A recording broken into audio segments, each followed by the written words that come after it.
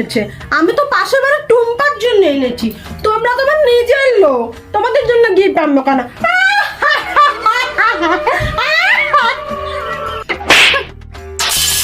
যা তো মানু, রচটা বসা তো। না না, আমি রচা খাই না, আমি ক্যাফি খাই। আরে না না, তোমার জন্য কে বসাচ্ছে? আমার তো এখন 4 টাইম হয়ে গেছে তাই। তুমি তো আমার নিজের লোক, তোমাকে চা কে খাওয়াবে? তুমি বরং পাশের বাড়ির টুম্পার কাছে গিয়ে কফি খাও গা।